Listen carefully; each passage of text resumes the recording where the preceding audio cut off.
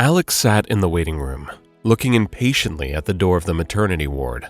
He brought Michaela in that morning, when his wife had just started having contractions. The father-to-be was beside himself with worry, looking at the clock every now and then. Its arrow had long passed the noon position, but for some reason, he still didn't get the joyful news.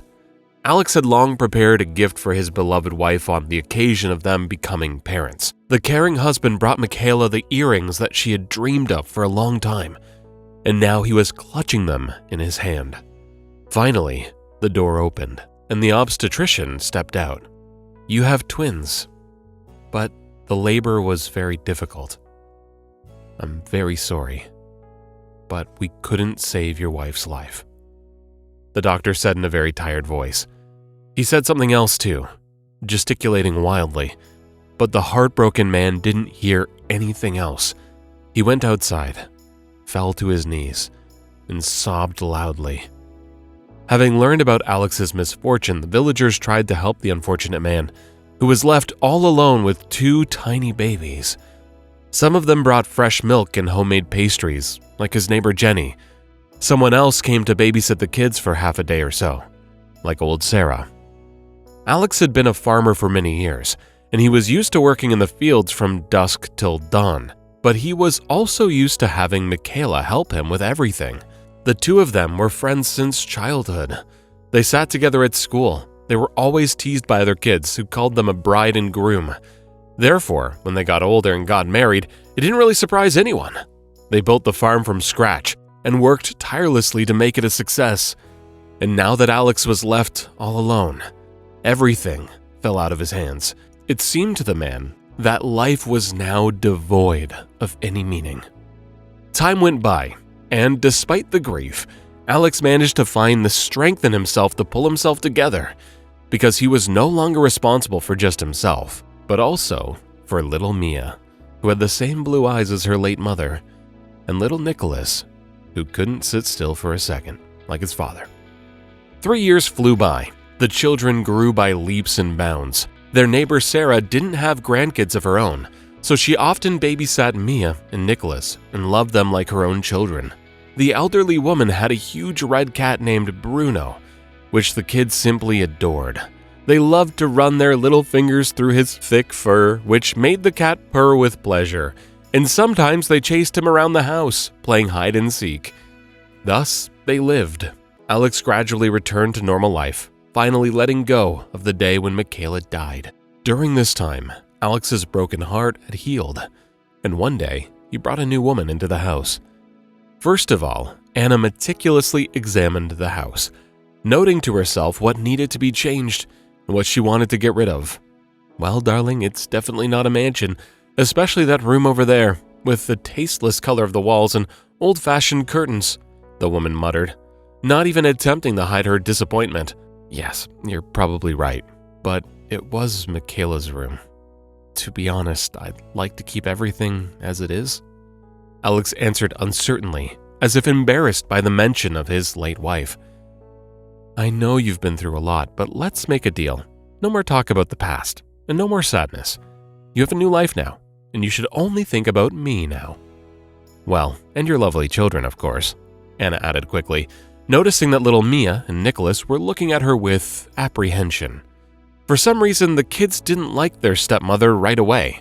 The woman didn't like to cook, and chaos and desolation always reigned in her kitchen. Moreover, the woman treated them with outright coldness. Since Alex had become a well-off farmer by that time, his new wife spent his money left and right, buying all kinds of new clothes in the city all the time. Meanwhile, she completely forgot about her stepkids, who had long grown out of their clothes. According to the woman, that wasn't her problem. She believed that their father should have been the one to take care of his kids. Of course, when Alex was home, the cunning woman immediately transformed into a caring housewife who chirped merrily and fussed around the kitchen. In fact, only the kids knew what she was really like, but their opinions seemed to matter less and less to their dad, since he believed that they were simply jealous of his new wife. Their neighbor Sarah tried to point out to Alex that he was making a mistake marrying Anna. According to the old woman, his new wife wasn't nearly as good as late Michaela. What do you want from her? So what if she's a city woman? She loves me. I can feel it. Or do you all want me to spend the rest of my life alone, mourning over Michaela?" Alex answered. The old woman only shook her head in response, realizing that the man was under the spell of the insidious woman. Time passed and made its own adjustments to the life of the farmer and his family. 5 years have passed since Anna first came to their house, and things have gradually calmed down. The woman continued to disappear into the city for days on end, just as before, buying lots of expensive and unnecessary things, as well as going to beauty salons while the kids were left to their own devices at home, and Alex worked on the farm. The family's life seemed to be very predictable, until one fateful day. While Alex was out in the field, Mia and Nicholas overheard a very strange conversation between their stepmother and someone on the phone. "Hi, honey. Yes, I'll be there tomorrow, my love. Please be patient. Don't worry. My fool of a husband doesn't know anything. Okay, bye. I can't really talk right now. Love you," the stepmother said into the phone. Although the kids were only 8 years old, they weren't stupid and immediately realized what was going on. Of course, they felt somewhat ashamed of having eavesdropped on their stepmother's conversation, so they hid in their room and tried to figure out what would be the right thing to do. At noon, when Anna sent the kids to bring dinner to their father, they decided to tell him everything they heard. That evening, Alex and his wife got into a huge fight. Anna wondered how the man managed to find out about her affair, looking confused and rather pathetic, but then she packed her things and proudly left the house, slamming the door behind her. Finally, the children and Sarah exhaled with relief. "Hopefully your dad will be more careful in choosing his women from now on," the old woman said hopefully, hugging the kids, whom she considered her family. But the children's freedom didn't last long. A week after the awful stepmother left, she came back, as if nothing had happened. Alex took the cheater back because he chose to believe that she was talking to her cousin that morning, whom she hadn't seen for many years. After that incident, the stepmother treated Mia and Nicholas even worse than before, having learned that they were the ones responsible for her fight with Alex. Ever since then, she made the kids do all the chores around the house, taking advantage of the fact that their father was never around. Now they got to see how awful and arrogant Anna truly was. The only salvation for the kids was their trips to the forest near the house, where they could enjoy the silence and the wonderful scenery, taking a break from the never-ending screaming and reproaches. One day, during one of those walks, Nicholas heard a strange sound. The noise vaguely resembled the muffled howl that the village dogs made when they were first put on a chain, being taught order and how to guard the yard. The boy picked up a stick just in case and carefully parted the bushes. There, he saw an adult wolf licking his paw, which was stuck in the trap. "Wow, how did you get here, you poor thing?" Nicholas whispered, not knowing what to do in that situation. Suddenly, to the great surprise of the children, the wolf wagged his tail and looked at them with a very trusting and kind look. "Oh, he's just a regular dog. It's only because of his gray color that he looks like a wolf," Mia exhaled with relief. "We were told in school that wolves can't be trained and will never wag their tails when they meet a human." The kids approached the animal fearlessly. The animal's eyes seemed to be full of unbearable pain and fear. Unclenching the tight spring of the trap was incredibly hard, but they weren't going to give up. Taking a stick and using it as a lever, the kids managed to slightly open the steel jaws of the infernal mechanism, and the animal quickly tried to run away, rejoicing in freedom. Unfortunately, as soon as he stepped on the injured paw, he fell to one side with a loud groan. Apparently, the paw was seriously injured. The kids broke spruce branches and laid the animal on them and pulled him towards the village. The children knew that they couldn't show up at home with a wounded animal, so they decided to go to Sarah's house instead. Her husband was a forester and would definitely help them. "We found a dog in the forest. His paw fell into a trap," Mia said seriously, seeing the old forester. "Well, come in then. Sarah will make some tea for you while I treat the wounds of the poor fellow. But that's actually a real wolf. You two got lucky. He doesn't seem to be aggressive. He must have been tamed by a human before." Sarah treated the kids to some delicious chicken soup, as well as some sweets and apples to take home. The forester decided to let the wounded predator stay at his house, so the kids could visit him whenever they wanted. They named the wolf Noah. He got better with each passing day, getting used to the new place, and only his affection and love for his rescuers remained unchanged. Meanwhile, Anna's attitude towards the children only got worse, and their father spent all his time working and didn't seem to be the least bit interested in what was going on at home. That day, Mia and Nicholas came home from school a little later than usual, and their drunk stepmother immediately started scolding them. The boy tried to explain what happened, but it only made Anna angrier.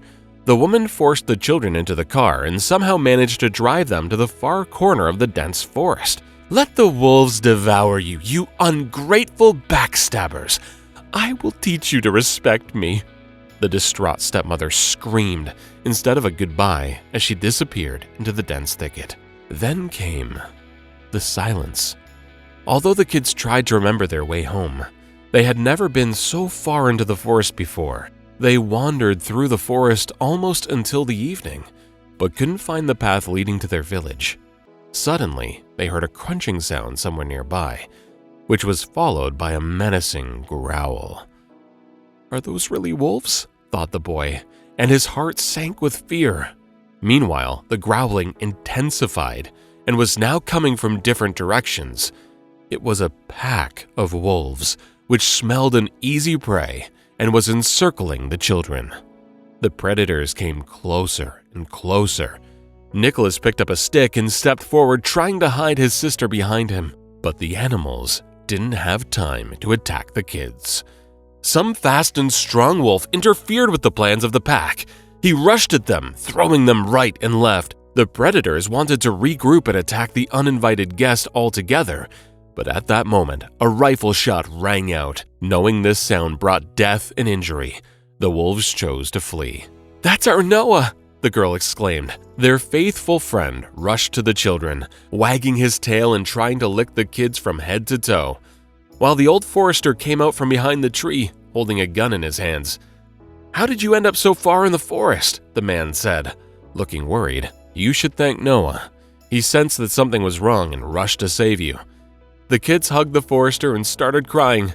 Having arrived home, they told him everything that happened. Sarah's anger knew no bounds. She couldn't believe that someone would be so cruel to little kids. She left the children at the house and went to see Alex and Anna. "I just wanted to teach them a lesson," Anna tried to justify herself in front of her neighbor and Alex, who had just returned from work and learned what had happened. "If you don't care about the kids, then I think it's time for the police to get involved," the old woman screamed and walked away. Ever since then, Anna hadn't stepped foot in the house of Alex and his children. On top of that, the woman was now facing criminal charges for her cruel treatment of Mia and Nicholas. Meanwhile, it seemed as if a veil fell off Alex's eyes. He finally realized what a huge mistake he'd made having brought Anna into their home, and finally started taking care of his kids the way he always should have. Mia and Nicholas remained welcome guests in the house of Sarah and her husband. They came to visit the old couple and their gray friend every day, despite the fact that wolf blood was flowing in his veins.